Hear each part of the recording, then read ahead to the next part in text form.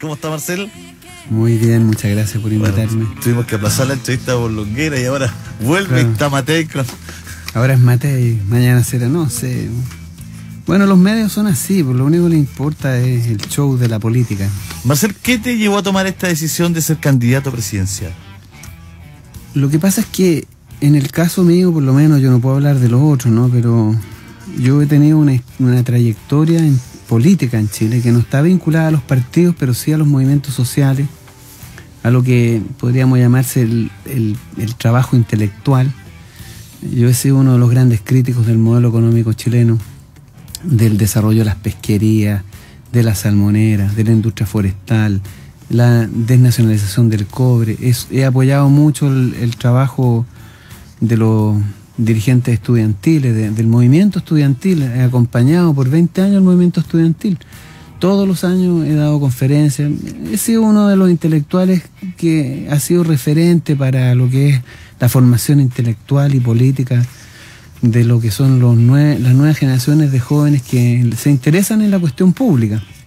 Entonces, eso me posicionó a mí, sobre todo el 2011, en una situación bastante privilegiada, en el sentido en que yo fui uno de los intelectuales que más contribuyó, entre otros, no soy el único, quiero insistir en eso, contribuyó a fortalecer ideológicamente, técnicamente, la demanda de los estudiantes por educación pública, gratuita y universal. Y eso, yo tuve, en el 2011 di más de 85 conferencias a lo largo del país, estuve en todas las tomas universitarias, y en las conversaciones con los estudiantes terminábamos siempre con la conclusión obvia que esto solo se lograba con un nuevo proyecto político y que había que construir una fuerza política, y que alguien tenía que asumir el liderazgo de eso, y ellos me plantearon en reiteradas oportunidades que fuera yo, ¿no? Eso fue el 2011. El 2012 recibí muchos grupos de trabajadores, organizaciones sociales, grupos de personas desvinculadas a la concertación que me fueron a conversar conmigo para discutir la idea de lanzar una candidatura presidencial. Y yo lo que dije fue siempre lo mismo, que yo no tenía problema en hacerlo, que estaba dispuesto, pero que tenía que haber una fuerza política en construcción. O sea, teníamos que apuntar a construir una fuerza política, porque aquí no se trataba simplemente de poner un candidato y ver cuántos votos saca, sino que de construir una tercera fuerza que fuese capaz de equiparar el poder ideológico de la concertación y la alianza que han defendido en los últimos 40 años a la herencia ideológica de la dictadura militar. O sea, había que tener una fuerza, una contracultura respecto al neoliberalismo, al capitalismo exacerbado que hoy día tenemos. Eso era la condición. Y llegamos a un acuerdo que había que trabajar en eso, y en eso estamos construyendo el movimiento Todos a la Moneda, que espera ir más allá de las elecciones. Marcel, ¿cuánto marca en tu vida intelectual tu trabajo en el Banco Central? Hay dos pasadas por el Banco Central. La primera, que fue en tiempos de la dictadura, cuando yo fui un funcionario de Pinochet, y hoy día algunos dicen que soy un fascista y todas esas cosas. Y esa fue totalmente intrascendente. Bueno, no fue tan intrascendente, pero fue menos trascendente que la segunda. A la segunda me refiero. La segunda. Sí. Bueno, igual la primera fue importante porque yo empecé en la vida política ahí. Yo era activista de derechos humanos, estuve en la agrupación de economistas socialistas, estaba metido en la teología de la liberación, y mucha de la información que yo capturé ahí se usó, y la usé para hacer contracultura en tiempos de la dictadura. Pero la segunda sí que fue importante. Esa marca mi ingreso a la vida política.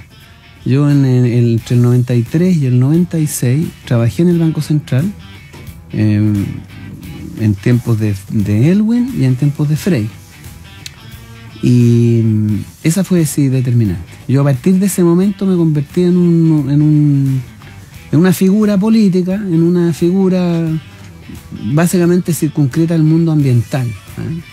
Porque ahí yo hice un trabajo importante, y que era un trabajo que yo venía queriendo hacer hace muchos años, que era contar el patrimonio natural de Chile. saber cuánto bosque teníamos, cuántos recursos pesqueros teníamos, cuántos recursos mineros teníamos. Y ese trabajo para mí era determinante porque una parte importante del crecimiento económico en Chile, que encanta a los ministros de Hacienda, se hace sobre la base de depredar esos recursos. Y yo quería contar eso, estimar eso, y lo hicimos. Y demostramos que en Chile el desarrollo económico, entre comillas, no era tal, y es simplemente un crecimiento económico depredador y destructivo. Que eso generó una crisis política mayor, digamos, ¿no? Porque la Corma perdió varios puntos porcentuales de sus acciones en la bolsa, que quedaron con una falta de credibilidad en la opinión pública importante, y se instaló con mucha fuerza a partir de ese momento la necesidad de atender la cuestión de la sustentabilidad. Aportamos con ese trabajo de manera importante lo que es la discusión de la sustentabilidad, porque era el Banco Central, no era una universidad, no era un grupo de ecologistas, el Banco Central que en un documento sostenía la insustentabilidad, el desarrollo chileno como de la depredación de nuestro patrimonio natural y no como producto de la inteligencia del trabajo, ¿no? Y eso marcó mucho porque a partir de ahí yo creé una organización, fue la Fundación Terran. Esa fundación fue muy importante. Estuvimos ahí, con esa fundación demandamos a Saldívar por la corrupción en el tratamiento de la ley de pesca. Con esa fundación... Las acciones además que tenía la familia Saldívar en Nepal. 18 accionistas tenían un porcentaje además tenían familiares vinculados a la gestión del Grupo Angelini. Y también hicimos la tarea de denunciar a las salmoneras. Las primeras denuncias que se conocieron a nivel público sobre el desastre que iban a causar las salmoneras lo hicimos nosotros ahí en la Fundación Terran. Y también ahí hicimos la demanda al Estado de Chile por libertad de expresión, y le ganamos el juicio al Estado de Chile por el tema de la transparencia. Hoy día la ley de transparencia tiene mucho que ver con esa demanda que nosotros hicimos al Estado de Chile ante la Corte Interamericana de Derechos Humanos. Así que ahí nace, por decirlo así, por primera vez mi trabajo en Chile, en Chile como figura política, como un referente de opinión. Y después de eso vino lo de Océana y distintas cosas. Pero eso fue lo más importante, que se gatilla con la presencia, con el paso mío por el Banco Central. Más en la AFP están en discusión, la gente los tiene ahí en la mira, ¿no es cierto? ¿Cuál es tu idea, cuál es tu pensamiento con respecto a este tema? Yo creo que las AFP son una institución nefasta para el bienestar de los trabajadores en Chile. Nefasta, ¿por qué? Porque en primer lugar es una fábrica de producción de pobreza, ¿no? La misma AFP, la asociación de AFP, reconoce que el 60% de los trabajadores va a jubilar con una pensión inferior a los 100.000 pesos. Y eso es simplemente una catástrofe social. Pero además uno dice, ¿por qué? ¿Qué hacen estas AFP? Todos los fondos de los trabajadores lo invierten en operaciones especulativas y pierden plata. El año 2008 perdieron el 60% de los ganados. Las inversiones que apoyan dentro del país son a los grupos económicos. Este edificio, el Costanera Center, se hizo con plata de los trabajadores. 1.500 millones de dólares, hoy día me dieron ese dato, 1.500 millones de dólares. Fíjate tú que resolver el problema de los niños, de los 15.000 niños que están en campos de concentración en Chile, como ha sido denunciado, cuesta 700 millones de dólares. Y a este señor se le pasan 1.500 millones de dólares para hacer ese edificio. Esas son las prioridades de este país. Bueno, la AFP, volviendo a la AFP, capturan una cantidad no menor de recursos todos los años. Tienen utilidades gigantescas. El Estado tiene que pagar parte importante de las pensiones. 1 billón de pesos al año tiene que poner el Estado en las pensiones. Y la AFP, ¿cuánto pagan? Otro billón. Y están quedando más de 4 billones de pesos anuales que podrían destinarse a pagar pensiones y mejorar las pensiones, y no lo hacen. ¿Por qué? Porque el principio, aquí hay una cuestión con el tema de si una AFP estatal o privada. Si el tema es la AFP, porque el principio fundacional de la AFP es el criterio competitivo, acumulación individualista. Yo me rasco con mis propias uñas. Tengo un trabajo, un salario, voy poniendo una parte del 10% todos los meses, todos los años, y con eso me hago la pensión. Pero además esa pensión, que esa cosa no la dicen, y la mayoría de los adultos mayores va con la pensión básica solidaria porque el ingreso que ha acumulado, el fondo que ha acumulado, no le va a alcanzar para toda su vida útil. Entonces, mira, todo está hecho, es hecho para que sea un negocio de fondos de pensión. Por una caja de financiamiento de los grupos económicos y alimentación del mercado especulativo. Es total y absolutamente absurdo tener la AFP. Hay que volver a un sistema en cuya filosofía sea la solidaridad. Los viejos son responsabilidad de todos, así como los niños. Vive en una comunidad. Todos somos responsables de todo y nos tenemos que hacer cargo de la vejez. Y eso significa que si a un adulto mayor no le alcanza para una pensión digna, entonces hay que completarle una pensión digna con fondos del Estado, con fondos de los que están actualmente trabajando. El principio de solidaridad es el que tiene que operar y nosotros planteamos que aporten al fondo el Estado, los trabajadores y los empleadores y que podamos pagar pensiones dignas a los adultos mayores y no las indecencias que están pagando hoy día las AFP. O sea, aquí ya parte todo de un tema de foco, digamos. No tiene que ser individual, tiene que ser colectivo y solidario. Eso es lo que yo digo. Así tiene que ser. Si es que vivimos, es que ese es el principio, para mí por lo menos, desde el punto de vista de cómo entender la forma en que habitamos el mundo, es pensando que no soy el único que vive en este mundo y que todos los demás están a mi servicio, sino que sentirse parte de los otros, construir una sociedad en donde podamos establecer normas de respeto, de consideración, de acoger al otro. Y cuando los viejos están en esta situación que hoy día estamos, bueno, la sociedad tiene que hacerse cargo, así como de los enfermos terminales, así como de los marginados. Tiene la sociedad que tener un principio de solidaridad, de considerar que los otros son legítimos y en tanto legítimos hacernos cargo de sus necesidades cuando estos no pueden por sí mismos. Y no dejarlo al arbitrio Hemos construido una sociedad enferma.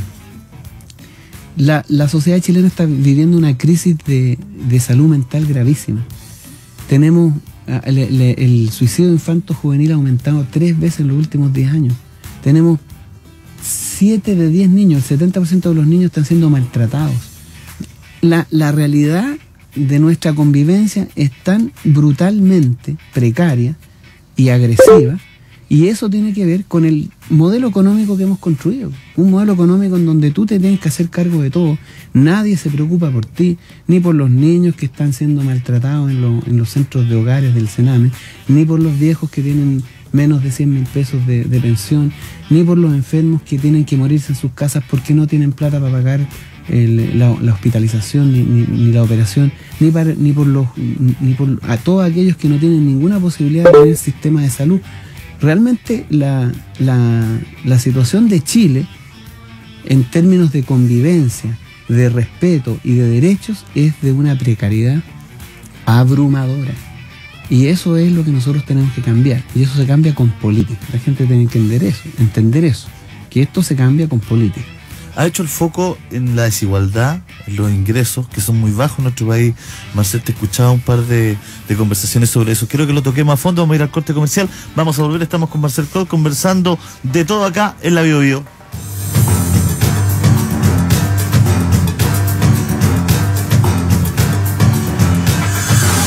Podría ser peor. En Bio Bio, la radio. Amigos, seguimos con Marcel Cod, está con nosotros. Marcel, hablábamos de los salarios. Sí. De los chilenos, que redunda en una serie de problemas también, de la inequidad.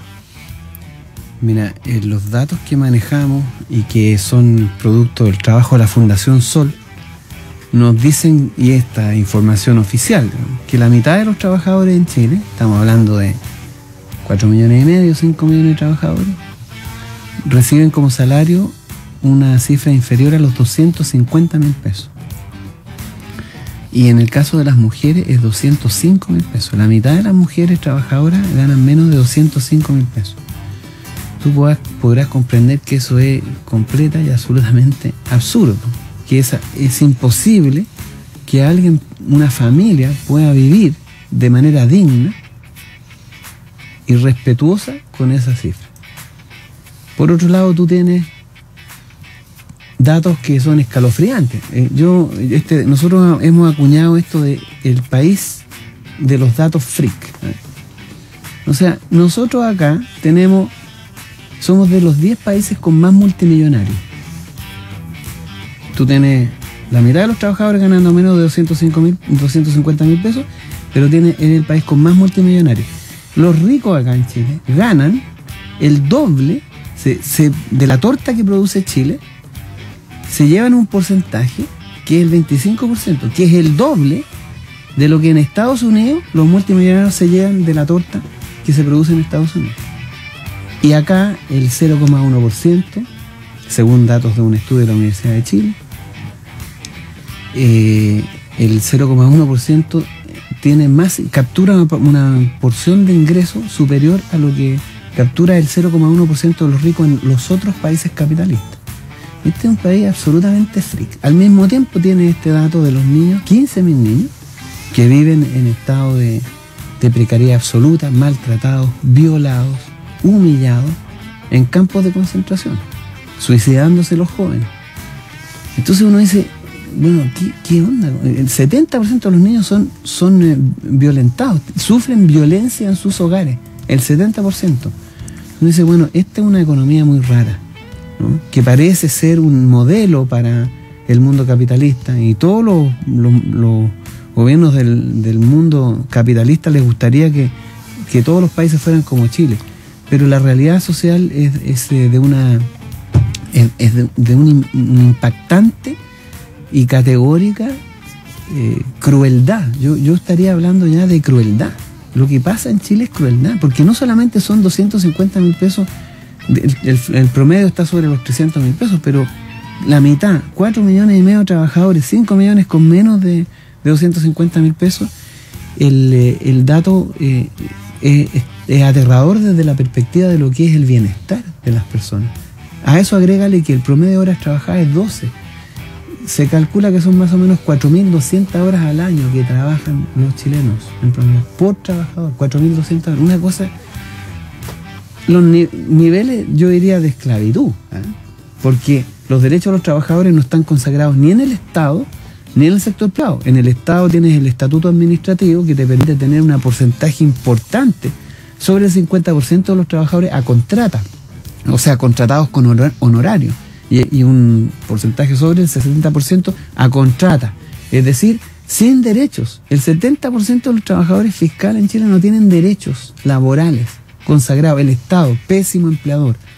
En el mundo laboral no tienen derecho a huelga, pueden ser despedidos por necesidades de la empresa. Hay casos de mujeres que trabajan con pañales desechables porque no las dejan ir al baño. Les descuentan del bono de producción las idas al baño. Entonces, todas esas cosas constituyen un estado moral de la sociedad chilena que es grave. Una de las más graves crisis de salud mental en tiempos de paz entre todos los países del mundo desarrollado. Chile la vive. Alto consumo de medicamentos, depresiones, crisis de pánico, angustias severas. Uno se pregunta cómo puede seguir viviendo este país. Y eso tiene que ver con la desigualdad. Y la desigualdad tiene que ver con que el poder político está absolutamente concentrado en quienes son hoy día los dueños de Chile. El poder político hoy día lo tienen Luxig, Mate, Angelini, Polman. Esos son los dueños de Chile. Y la concertación y la alianza han servido en los últimos 40 años estos intereses, y lo siguen haciendo. Y la concertación que viene, que le llaman entre comillas nueva mayoría, que más parece nueva minoría que mayoría, es cosa de ver el equipo con que va a gobernar la señora Bachelet. Todos hombres, economistas, neoliberales que han servido los intereses de grandes empresas y grandes multinacionales. Esos son los equipos técnicos con que va a gobernar la señora Bachelet. ¿Y tú tienes equipos técnicos? ¿Cuánta gente trabaja contigo, Marcel? He sabido que hay comandos tuyos en regiones. Mira, nosotros tenemos 350 comandos. Lo bonito y lo gracioso de eso es que sean autoconvocados.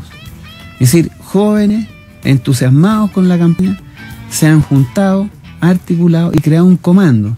Y juntan plata, imprimen sus papelógrafos, hacen su propaganda, la reparten en las ferias, hacen pegatinas y van por las calles promoviendo esto. Son 350 de los que nosotros hemos registrado, que todos son autoconvocados, todos.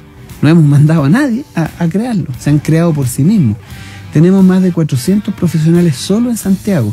En Concepción, vengo llegando a Concepción, tenemos 100 profesionales trabajando en el programa de gobierno, aquí 400.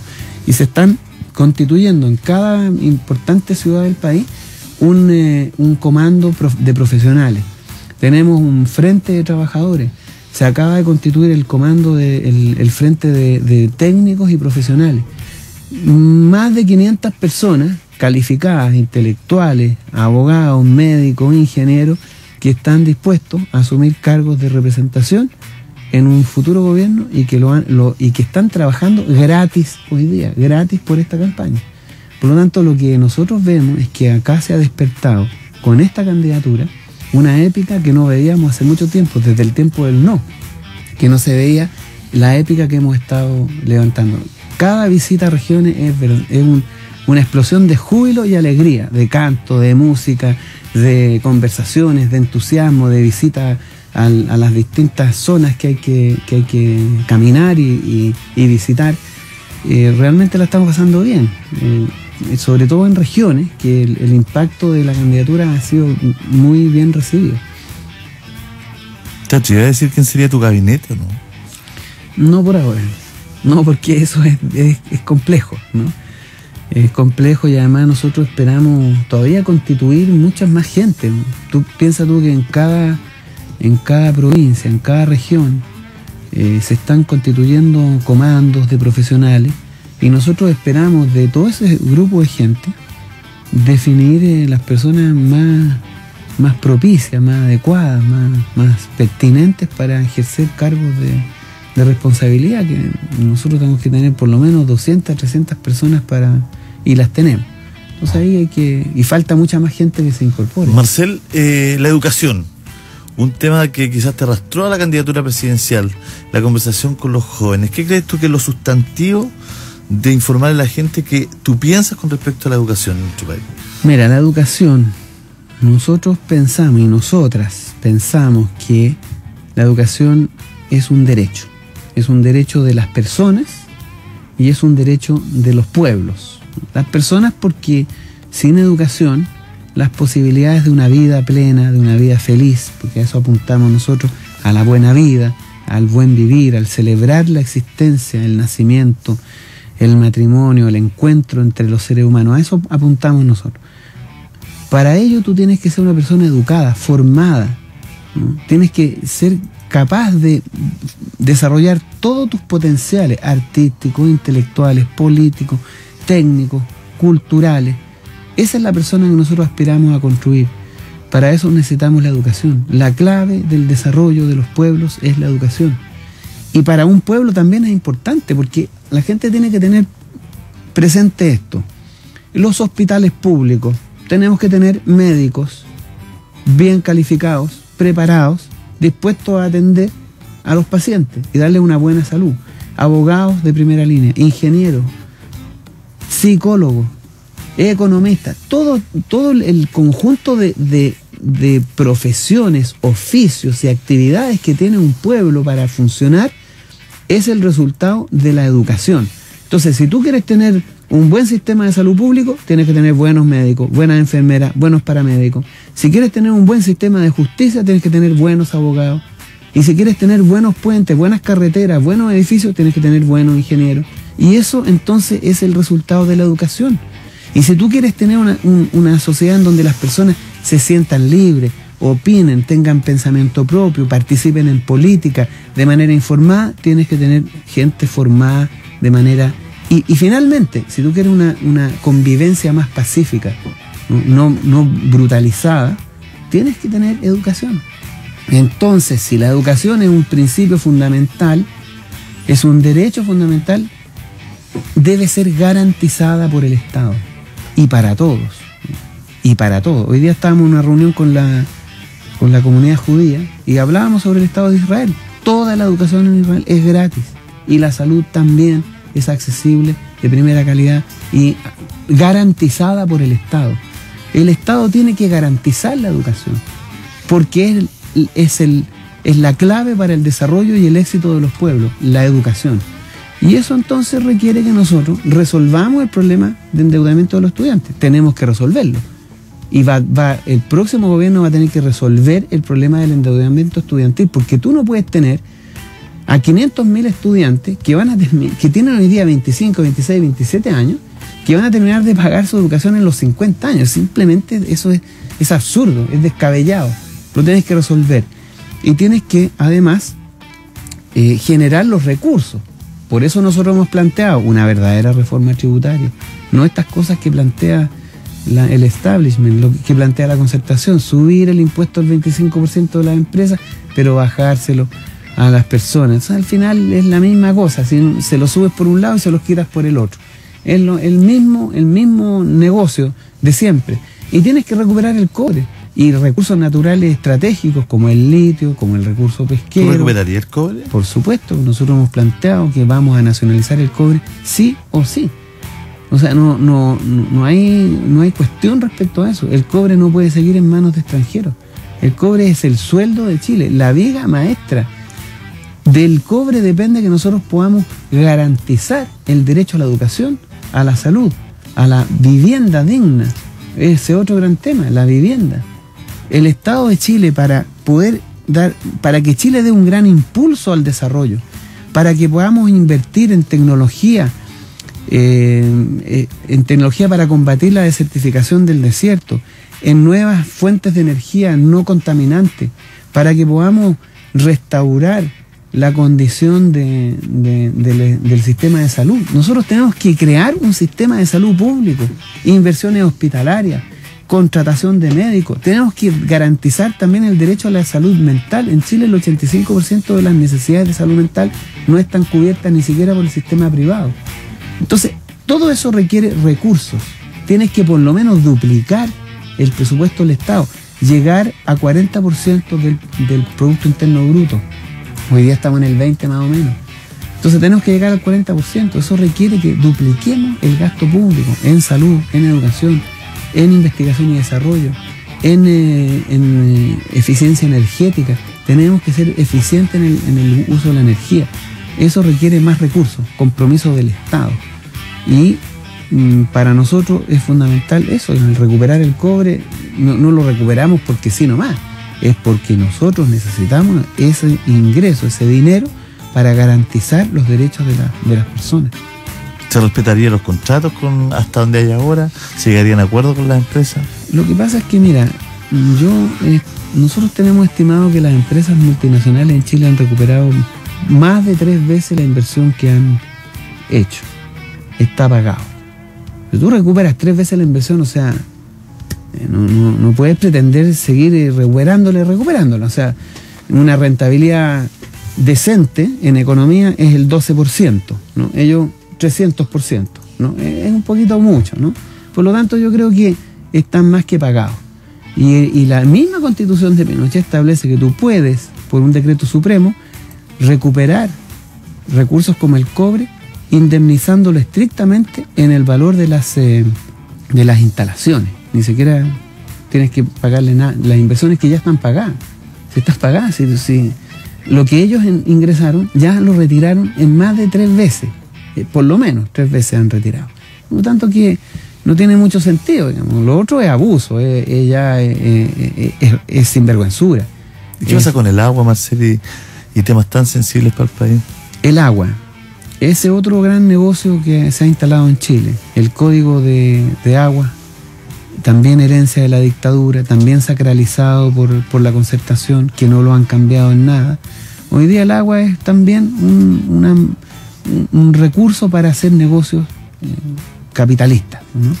El 90% del agua que se consume está en manos de agroindustrias y de mineras. 90%.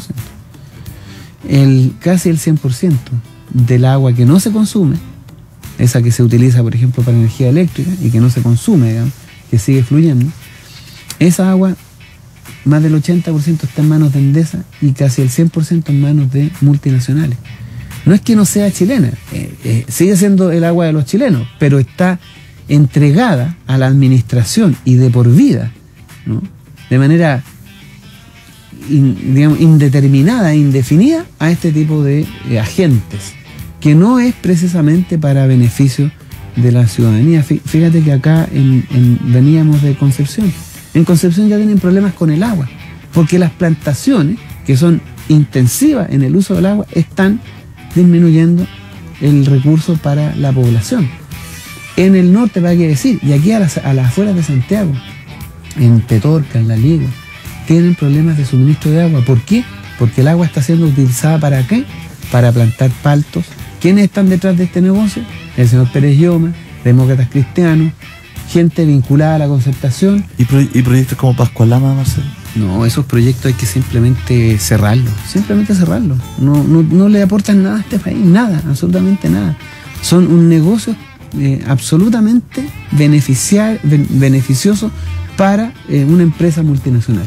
Yo he sido siempre muy crítico de ese proyecto desde que partió, lo combatimos, hicimos acciones jurídicas en contra del proyecto, marchas, discusiones técnicas, papers, documentos, informes, y nos parece que es un proyecto que solo trae subdesarrollo, solo trae pobreza, solo trae degradación ambiental, y al país no le reporta nada.